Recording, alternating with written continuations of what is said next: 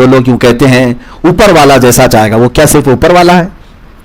اس طرح کے الفاظ استعمال نہ کیا جائے. بعض لوگ اس کو میاں کا لفظ استعمال کرتے ہیں، اس کو بھی منع کیا گیا. عبداللہ بن سلام یہ یہودی تو تھے لیکن ایمان والے یہودیوں میں سے، بگڑے ہوئے یہودی نہیں، جو اللہ کو ایک مانتے تھے، اس کا کوئی شریک نہیں. موسیٰ علیہ السلام کو اللہ کا رسول مانتے تھے، تمام نبیوں کو ان کا احترام بجا لاتے تھے. تو وہ جو ایمان رکھتے تھے اہل کتاب کے، اہل کتاب میں عیسائی بھی آتے ہیں، یہودی بھی آتے ہیں، تو ان میں جو مومنین تھے ان کو یہ خطاب کیا جا رہا ہے کہ اب تم ایمان لاؤ اس کتاب پر بھی جو ابھی رسول پر اتری ہے اور اس کتاب پر بھی جو پہلے اتری تھی. اب بات سمجھ میں آ گئی ہوگی.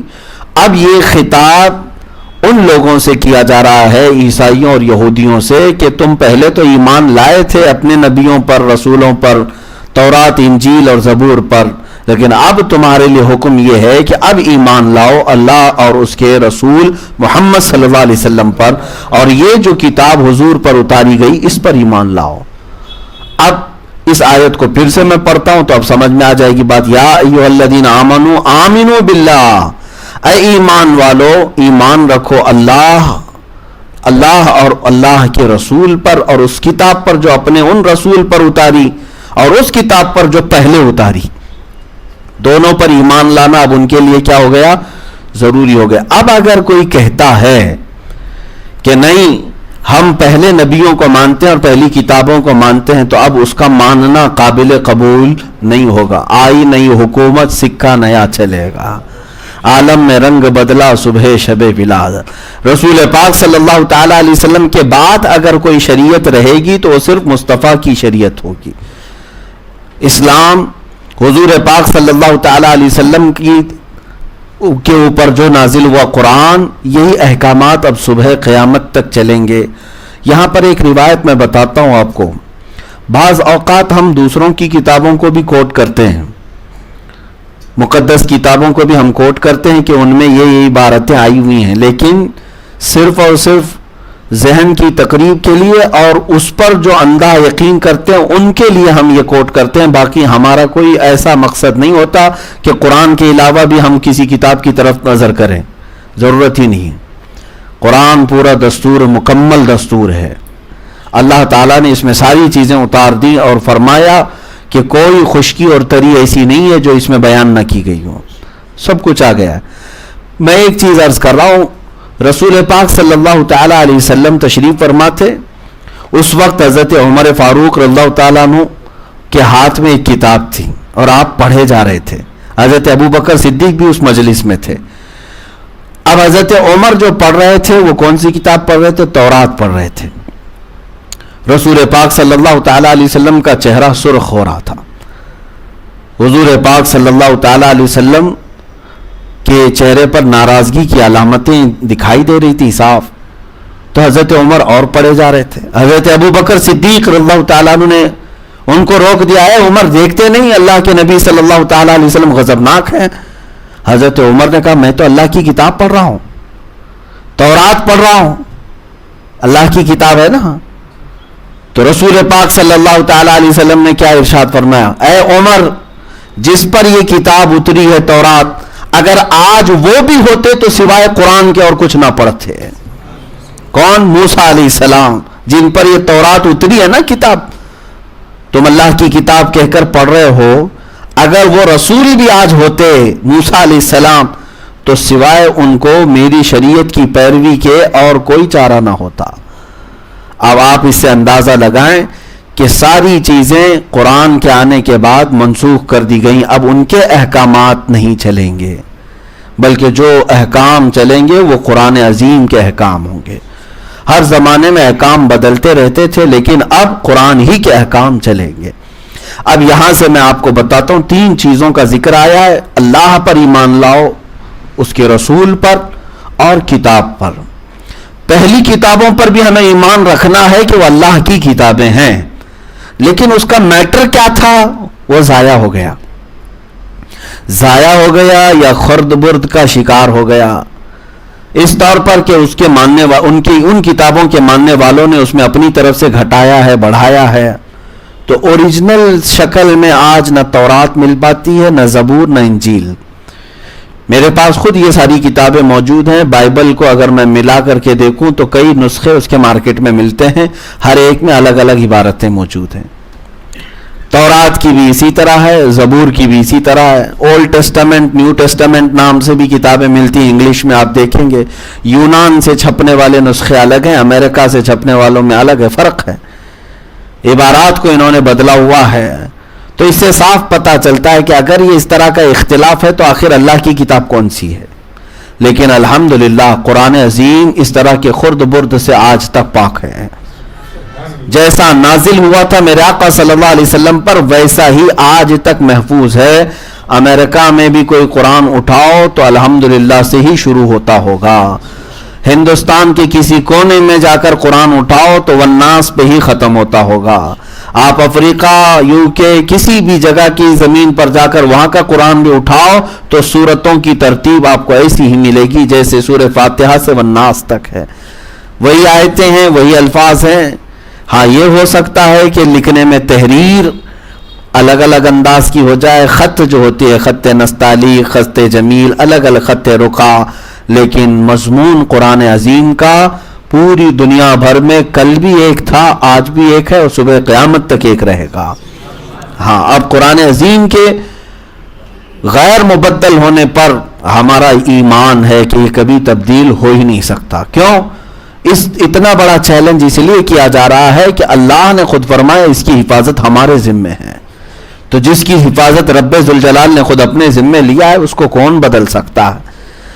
اب یہاں پر جو ہمارے ملک میں جو چھچورے اٹھے ہوئے ہیں، زرخرید ٹٹو، جن کو حکومت نے پیسوں پر پال رکھا ہے، جن کے ماں باپ کا عطا پتہ نہیں ہے، وہ کسی پاکھنڈی کی گود میں بیٹھ کر کے اگر قرآن پاک کو بدلنے کی بات کرے، ڈر اور خوف کسی بات کا نہیں، اس خبیث ملعون ناپاک نطفہ پلید وسیم رافضی کی بات کر رہا ہوں، جس نے بڑے ببانگ دہل یہ اعلان کرنا چاہا کہ ہم نے قرآن سے وہ آیتیں ہٹا دی ہیں جن میں ان کو آتنک لگتا ہے. اس ظالم نے جس دن اعلان کیا تھا اسی دن سے اس کے آقاؤں کی کتابیں بھی میں نے چھاننا شروع کیا تھا، اور ہمارے پاس بھی الحمدللہ وہ کتاب تیار ہے. جس دن وہ سامنا کرے 26 آیتوں کے متعلق کہ قرآن پاک میں اس طرح کا مضمون ہے، اس کے بھگوانوں اور اس کے آقاؤں کی کتابوں سے بھی میں وہ میٹر نکال کر کے دکھاؤں گا، بلکہ اس سے بھی زیادہ سخت الفاظ جو دوسری کتابوں میں موجود ہیں وہ بھی ہم نکال کر دکھا سکتے ہیں. میرا ایک بیان بھی اس پر ریکارڈ ہو چکا ہے، اس پر آپ دیکھ سکتے ہیں. ان ظالموں کو صرف اور صرف اسلام نہیں، قرآن نہیں، بلکہ مسلمانوں کے دلوں کو چھلنی کرنا ہے، پریشان کرنا ہے. ان کو یہ کیڑے ستاتے رہتے ہیں، پریشان کرتے رہتے ہیں، اسی پر ان کو پیسے ملتے ہیں. مشاہرہ ہے، ان کی آمدنی اسی پر چلتی ہے، مسلمانوں کے دلوں کو جلانا. باقی رہی بات قرآن کے بدلنے کی، ان ظالموں نے اگر یہ کہا ہے کہ ہم نے قرآن سے وہ آیتیں ہٹا دی ہیں، اس طرح کے اس سے پہلے بھی بہت سارے آئے اور چلے گئے، لیکن قرآن پاک تم کیا سمجھتے ہو کہ اوراق پہ لکھا ہوا ہے؟ الحمدللہ کروڑوں بچوں کے دلوں پر اللہ نے اس کو نقش فرمایا ہے. ہاں جس دن بھی تو بدل کر کے دکھا، اور یہ فقیر قادری خود کھڑا ہو، میرے جیسے کروڑوں حافظ ہوں گے جو الحمدللہ سے شروع کریں تو ایک بیٹھک میں والناس تک ختم بھی کر دیں گے انشاءاللہ.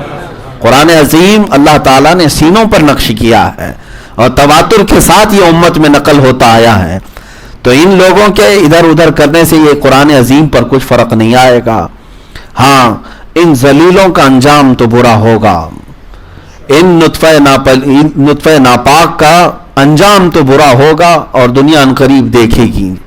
میں آج جو بات عرض کر رہا ہوں یہ 3 چیزوں پر میں پہلے ذکر کر لوں، پھر آپ کے سامنے اس کی تفسیر کے حوالے سے کچھ باتیں عرض کروں گا. اللہ پر ایمان لاؤ، اس کے رسول پر اور اس کی کتابوں پر. یہ 3 بنیادی چیزیں ہیں اسلام میں، اللہ کی ذات پر اور اس کے رسول پر اور اس کی کتابوں پر. 3 بنیاد ایسی چیزیں ہیں. اللہ پر ایمان لانے کا کیا مطلب ہے؟ ایمان تو لاتے ہیں بہت، آمنت باللہ کہا تو ظاہر سی بات ہے اللہ تبارک و تعالی جیسے اس کی صفات ہے ویسا ایمان لاؤ. بہت سارے تو کہتے ہیں ہم بھی خدا کو مانتے ہیں، ہم بھی خدا کو مانتے ہیں. خدا کو ماننے کا مطلب ایسا نہیں کہ تم خدا کو جسم والا، ہاتھ والا، پیر والا، 10 ہاتھ والا، 10 منڈیوں والا ماننے لگ جاؤ تو یہ خدا کی شان نہیں ہے. خدا کی شان نہیں ہے. خدا کی شان یہ ہے کہ وہ ہر عیب سے پاک ہے. تم ایمان لاؤ تو اس خدا پر ایمان لاؤ جس کے ہاں عیب کی نسبت بھی نہیں کی جا سکتی. اور اللہ عز و جل جو حقیقی خدا ہے، پوری کائنات کا پالنہار حقیقی ہے، اس کے متعلق تمہیں یہ بھی عقیدہ رکھنا ہوگا کہ وہ ظلم، جھوٹ، دغا، غیبت، ہر طرح کی برائیوں سے پاک و صاف ہے. جسم و جسمانیت سے پاک ہے، مکان و مکانیت سے پاک ہے. اس کی شکل ہم بنا نہیں سکتے. نراکار جس کو کہا جاتا ہے، جو نظر نہیں آتا. بعض لوگ یہ کہتے ہیں کہ ایسا کیسا ہو سکتا ہے نراکار ہو. اس پر بھی بہت ساری بحثیں چھڑی ہوئی ہیں. کچھ بڑے بڑے جو گرو گھنٹال ہیں وہ بھی کہتے ہیں کہ نراکار کیسے ہو سکتا ہے، ہر چیز تو دنیا میں نظر آتی ہے.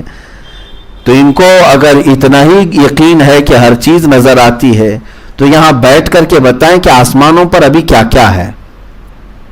تمہیں ابھی یہاں پر دکھنے والی چیزوں کی حقیقت معلوم نہیں ہو سکی. گیلیکسی میں کیا کیا ہے، کتنے سٹارز ہیں. تم خدا کے نراکار ہونے پر، اس کے نہ دکھنے پر، اس کے نور ہونے پر سوالات کر رہے ہو. ایسا کیسے ہو سکتا ہے؟ بہت ساری چیزیں ہیں، بہت ساری چیزیں ایسی ہیں جو نظر نہیں آتی لیکن ان کا وجود ہے. وجود ہے.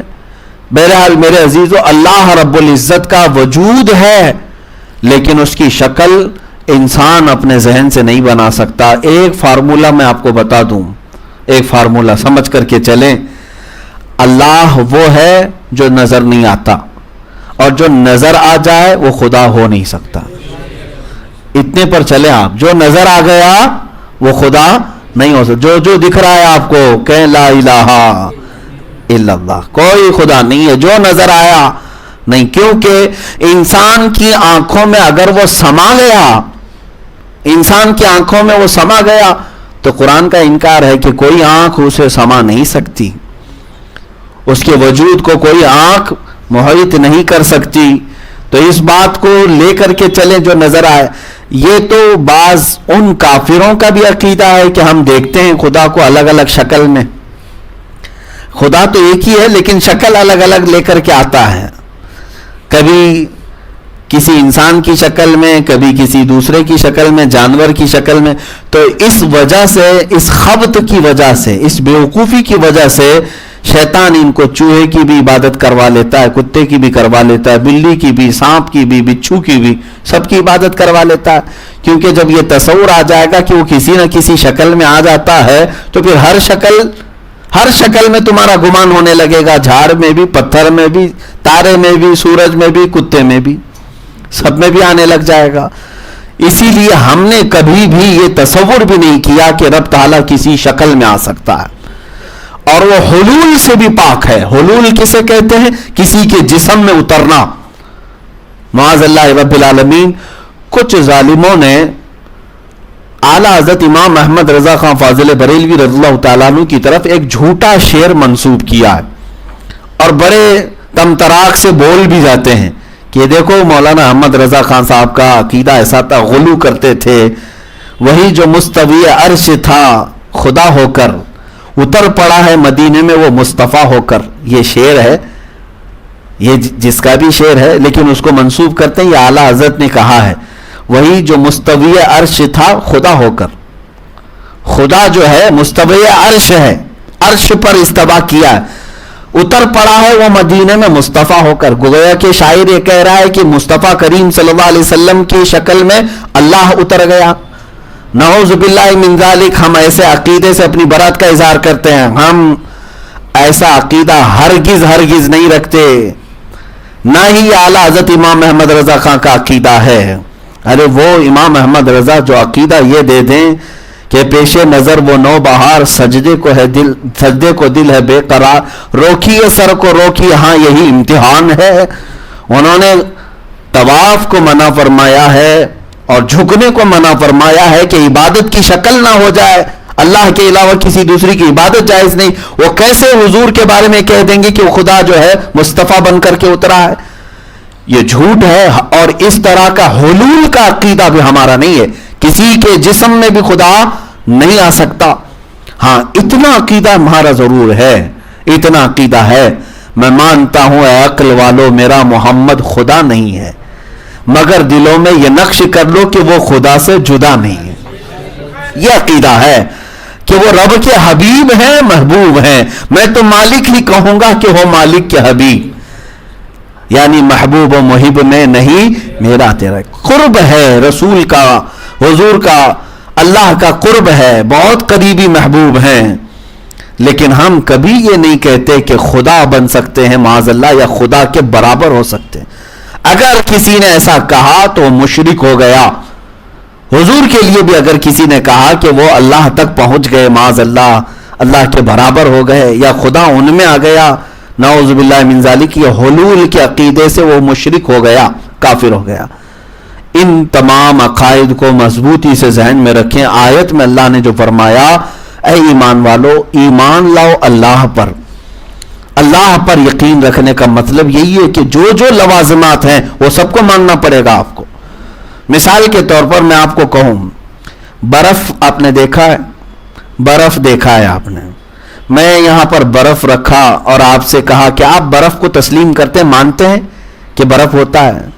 آپ نے کہا ہاں برف کو تو میں مانتا ہوں, برف تو ہوتا ہے, لیکن میں یہ نہیں مانتا کہ وہ ٹھنڈا ہوتا ہے. تو میاں پھر برف کو مانا ہی کیا تم نے؟ برف میں کوئی آگ ہوتی ہے, ہاں کوئی گرم ہوتا ہے 50 ڈگری کا, تو پھر اس کا مطلب ہے کہ تم نے برف کو مانا ہی نہیں. مطلب یہ ہے کہنے کا کہ جس چیز کو ماننے کے لیے جو لوازمات ہوتے ہیں, لازمی چیز, جب تک وہ نہیں مانو گے تو اس چیز کو بھی نہیں مانو گے تم. اللہ رب العزت کو ماننے کا تو بہت دعویٰ کرتے ہیں کہ ہاں اللہ ہے, میں مانتا ہوں. پھر اس کے ساتھ اگر کسی نے یہ لگا دیا کہ وہ جھوٹ بول سکتا ہے تو تو نے اللہ کو مانا ہی نہیں, تو نے خدا کو مانا ہی نہیں. تم نے اگر اس کے ساتھ یہ نسبت کر لیا کہ وہ ظلم بھی کرتا ہے کبھی کبھار, نعوذ باللہ من ذالک, تو تم نے خدا کو مانا ہی نہیں. اس کے لیے جو لازم چیز ہے خدا کے لیے وہ ہر عیب سے پاک ہونا, ہر عیب سے وہ پاک ہے.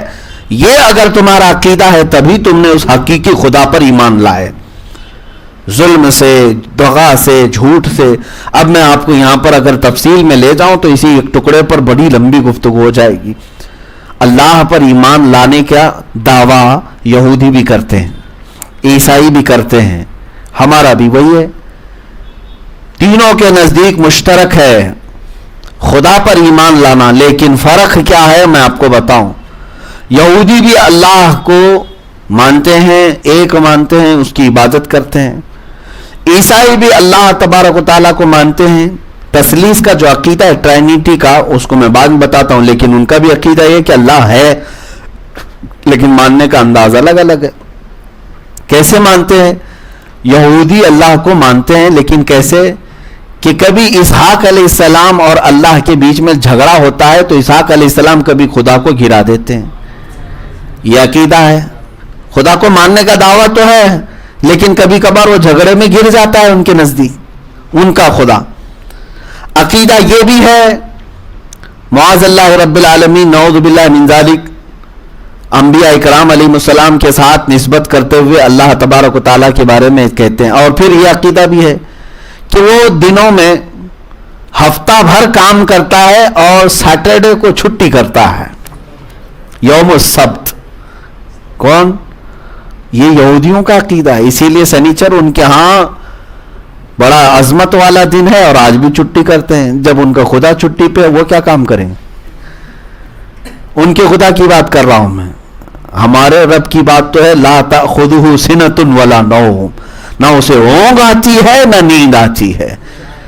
ارے وہ رب ذوالجلال وہ نیند سے پاک ہے, اونگ سے پاک ہے, کائنات کا ایک ذرہ بھی اس سے خفی نہیں ہے, چھپا نہیں ہے. وہ ہر آن ہمیں دیکھ رہا ہے, ہر آن وہ اپنے کام.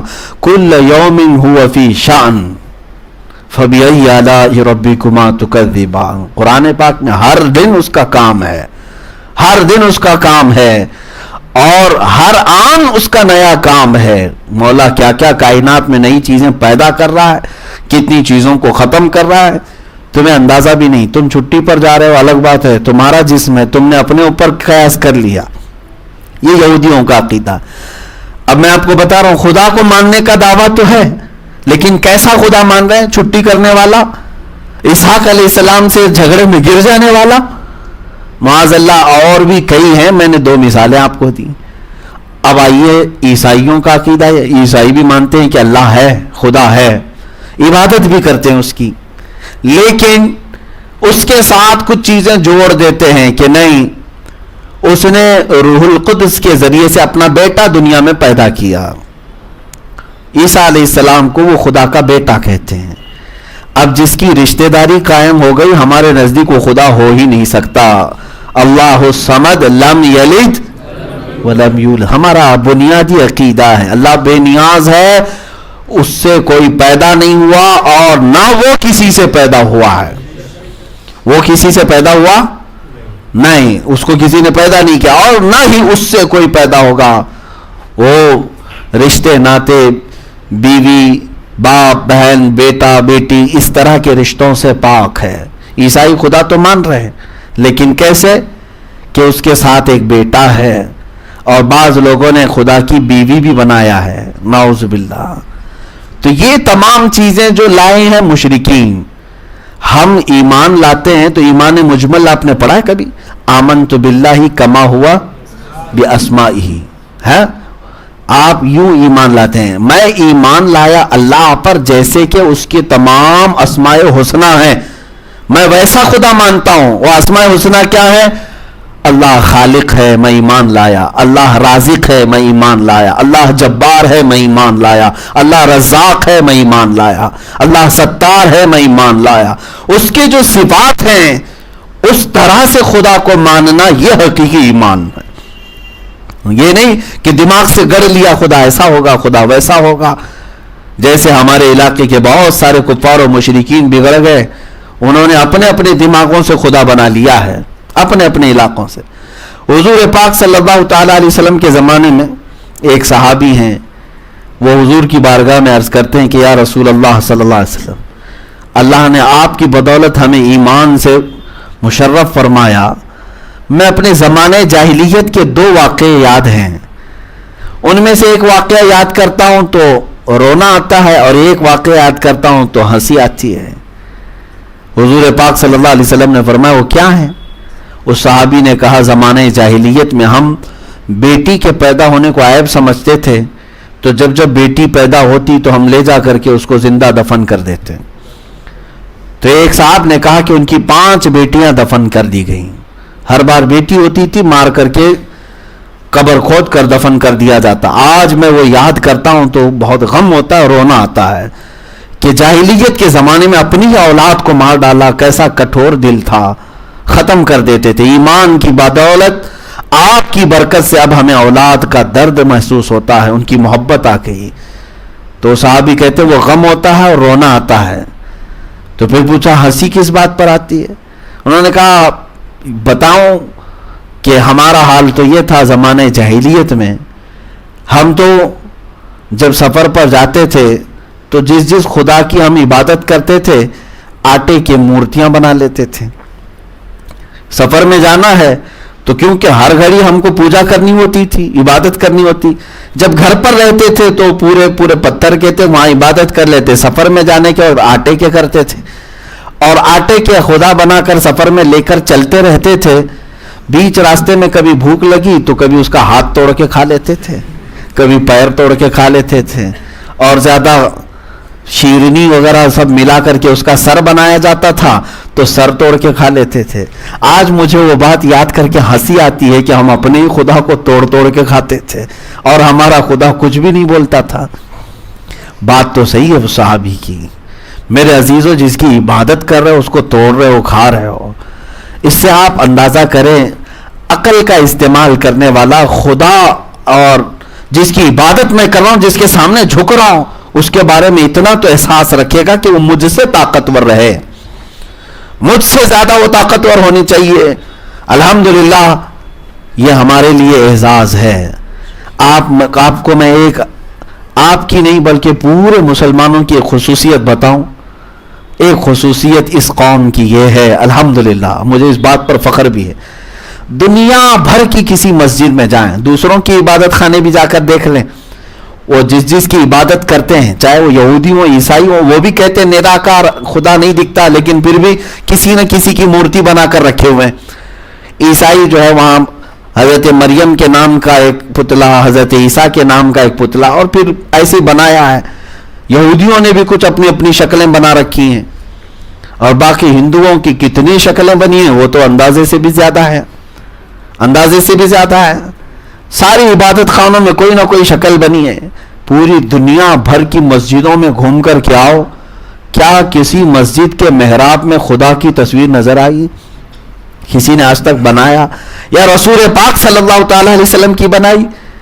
نہیں، مشرق سے مغرب تک، شمال سے جنوب تک ہماری مسجدوں میں کہیں پر بھی ہمارے خدا کی کوئی تصویر نہیں۔ اس قوم کی یہی خصوصیت ہے کہ دنیا ساری دیکھ کر جھکتی ہے، ہم بغیر دیکھے اللہ کی بارگاہ میں جھکتے ہیں۔ ان کے سامنے ان کے خداؤں کا تصویر ہے، اور ہمارے سامنے صرف ہمارے خدا کا تصور ہے، اور ہمیں تصور پیشانی پر زمین پر لے جاتا ہے۔ تصویریں تو بہتوں کو لے جاتی ہوں گی، لیکن تصور میں اللہ رب العزت کی یاد میں جھک جانا، یہ ایمان ہے تمہارا۔ اور اسی کی تعریف میں اللہ نے فرمایا یؤمنون بالغیب۔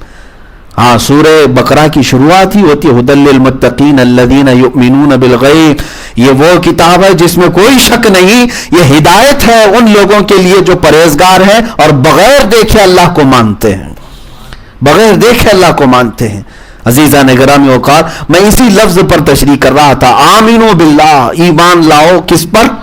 اللہ پر۔ کیسے ایمان لاؤ گے؟ ان کی طرح سے نہیں جو اپنی اپنی ذہنوں سے بنا لیا خدا ایسا ہے، خدا ویسا ہے۔ خدا کو اس کی حقیقت کے اعتبار سے جیسے اس کی صفات ہے ویسے تسلیم کرو، تبھی تمہارا ایمان ہے۔ نہ وہ مجبور ہے، نہ وہ ظالم ہے، نہ وہ کسی عیب کا مرتکب ہے، نہ ہی وہ رشتہ داری رکھتا ہے، نہ ہی وہ زمان و مکان کا کہیں محیط ہے کہ کسی جگہ پر بیٹھا۔ اب یہ تمام چیزوں کی تشریح میں اور بھی وقت لگ جائے گا۔ بعض ہم میں سے ہی کچھ لوگ ایسے بھی آئے جنہوں نے، ہم میں سے مطلب بنام مسلمان، ان لوگوں نے اپنی تحقیقات بگاڑی اور عقل کے گھوڑے دوڑائے، تو بعض اہل حدیث کا یہ عقیدہ بھی بنا کہ اللہ ایک کرسی پر بیٹھتا ہے، اس کی کرسی ہے اور وہ آسمانوں پر بیٹھتا ہے تو چر چر کی آواز بھی آتی ہے۔ تو نعوذ باللہ من ذالک، یہ تمام چیزیں بھی ان کو مشبہ کہا گیا ہے، مجسمہ کہا گیا ہے کہ اللہ کو تشبیہ دیتے ہیں کسی چیز سے، اللہ ایسا دکھتا ہے ویسا دکھتا ہے۔ نعوذ باللہ، کوئی شے ہے ہی نہیں جس سے آپ مثال دے سکیں اللہ ایسا ہے۔ آپ کوئی چیز دنیا میں ہے ہی نہیں ایسی کہ اس سے مثال دیں گے آپ، اور کوئی بھی جسم اس کے لیے آپ ثابت نہیں کر سکتے کہ اس کا جسم ایسا ہے۔ حضور پاک صلی اللہ تعالی علیہ وسلم بھی جب تشریف لائے معراج کے سفر سے، تو کیا صحابہ نے حضور صلی اللہ تعالی علیہ وسلم کو پوچھا نہیں ہوگا؟ صحابہ نے پوچھا، لیکن دیکھیں صحابہ کا عقیدہ بھی کیسا ہے، جو چیز بتانے کی ہوتی تھی وہی چیز سوال کرتے تھے۔ حضور پاک صلی اللہ تعالی علیہ وسلم سے صحابہ نے پوچھا، یا رسول اللہ صلی اللہ تعالی علیہ وسلم، آپ نے رب ذوالجلال کو کس حالت میں دیکھا؟ یہ نہیں کہ کیسا دکھتا ہے، کس حالت میں دیکھا؟ حضور پاک صلی اللہ تعالی علیہ وسلم نے یوں ارشاد فرمایا، میں نے میرے رب کو سب سے حسین حالت میں دیکھا۔ اب وہ سب سے حسین حالت کیسی ہوگی وہ اللہ ہی بتائے۔ جواب بھی ملا، سوال بھی ہوا۔ اب بعض لوگوں نے یہ سوال بھی کیا، قرآن پاک میں وہ ہے کہاں؟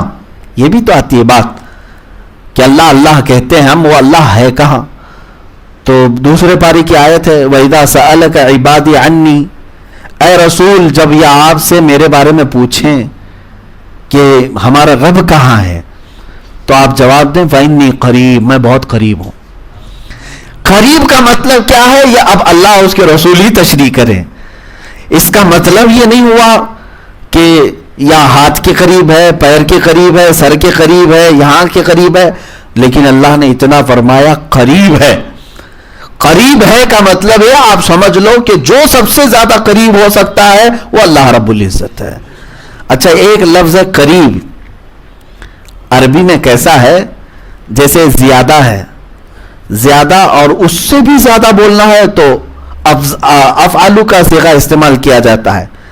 جیسے کثیر ہے اور اس زیادہ بولنا ہے تو اکثر بولا جاتا ہے. بات سمجھ میں آ رہی؟ کثیر ہے اس کا زیادہ کرنا ہے اور زیادہ کرنا ہے تو کیا کریں گے؟ اکثر. تو اب اللہ تعالیٰ نے ایک جگہ پر میں قریب ہے, میں قریب ہوں آپ کے فرما دیں, اور ایک دوسری جگہ رب تعالیٰ فرماتا ہے نحن اقرب الیہ من حبل الورید. اقرب ایک ہے قریب اور ایک اقرب, بہت زیادہ قریب ہو تو اس کو اقرب کہیں گے. رب تعالیٰ فرماتا ہے میں تو تمہاری شہرگ سے زیادہ قریب ہوں. شہرگ جو انسان کی اگر وہ ایک آن کے لیے رک جائے تو انسان کی زندگی ختم ہے, وہ جتنی قریب ہے تم سے اللہ فرماتا ہے میں اس سے زیادہ تم سے قریب ہوں. اب اس سے زیادہ قریب ہے تو اب وہ کہاں ہے یہ سب پوچھنے کی ضرورت نہیں ہے, بلکہ اتنا ہے کہ وہ بہت قریب ہے. اللہ قریب ہے, جسم و جسمانیت اور مکان و مکانیت سے پاک ہے. جو لوگ یوں کہتے ہیں اوپر والا جیسا چاہے گا, وہ کیا صرف اوپر والا ہے؟ اس طرح کے الفاظ استعمال نہ کیا جائے. اللہ کو صرف اوپر والا کہنا, اللہ تو زمینوں کا بھی مالک ہے, آسمانوں کا بھی مالک ہے, وہ ہر شے کا مالک ہے. اس کے لیے اس طرح کا لفظ استعمال نہیں کرنا چاہیے. بعض لوگ اس کو میاں کا لفظ استعمال کرتے ہیں, اس کو بھی منع کیا گیا ہے. اللہ تعالیٰ کے لیے وہ الفاظ استعمال کیے جائیں جو اس کی بزرگی کو زیب دیتے ہوں. اللہ تعالیٰ ہے, اللہ پاک ہے, اللہ عز و جل ہے. یہ تمام الفاظ ہیں. بزرگ و برتر خدا, نہایت پاک مولا, یہ تمام الفاظ کے ساتھ اسے پکارا جائے. اب اللہ تبارک و تعالیٰ پر ایمان لانے کا مطلب یہی ہے میرے عزیزوں کہ جیسے اس کی 99 صفات ہیں, آپ پڑھ کر کے دیکھ لینا کبھی اس کی صفات میں کیا کیا ہے. اگر میں وہ بیان کروں تو طویل بات ہو جائے گی. اکثر قرآن پاک کے شروع میں صفات بھی لکھی جاتی تھیں, الرحمن الرحیم الملک القدوس السلام المؤمن المہیمن العزیز الجبار المتکبر الخالق البارئ المصور. یہ تمام جو اسماء حسنہ ہیں ہر ایک کا ایک ایک میننگ ہے.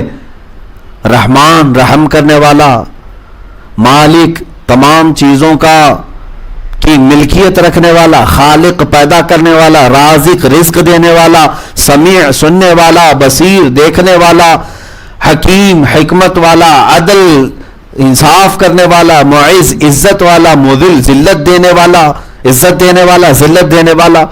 یہ تمام صفات کا وہی مالک ہے. اس اللہ کے بارے میں یہی عقیدہ رکھنا ہوگا آپ کو. اب بات سمجھ میں آ گئی. یہودیوں جیسا نہ تسلیم کریں, عیسائیوں جیسا نہ مانیں, اور نہ ہی دوسرے ہندوؤں جیسا کہ وہ اپنے خدا کے لیے کیا کیا مانتے ہیں. نعوذ باللہ من ذالک.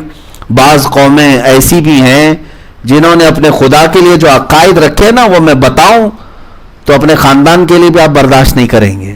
ہاں کتابوں میں موجود ہیں کہ کبھی کبھار, میں اپنی بات نہیں کر رہا ہوں, ان قوموں پر مجھے افسوس ہوتا ہے جو خدا بھی کہتے ہیں, اس کی عبادت بھی کرتے ہیں, اور کہتے ہیں کبھی اس کو فلاں عورت پر پیار آیا تو وہ نیچے اتر آیا اور اس کو بھگا کر لے گیا.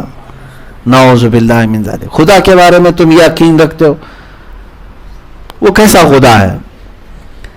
خدا وہ ہو ہی نہیں سکتا. یہی تو ابراہیم علیہ الصلوۃ والتسلیم کا مناظرہ ہوا تھا نا.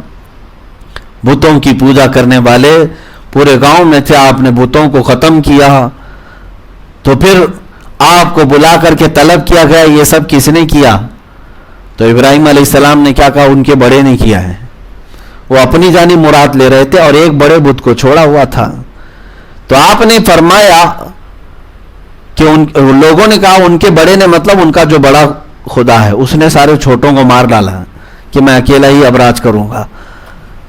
تو ابراہیم علیہ السلام نے کہا کہ اس سے ہی کیوں نہیں پوچھ لیتے, ایک تو موجود ہے نا, باقی سب کٹے پیٹے ہیں, ایک تو موجود ہے, ایک بڑا ابھی بھی بچا ہوا ہے, اس سے پوچھ لو باقی تمہارے چھوٹے گنڈوں کو کس نے مارا ہے.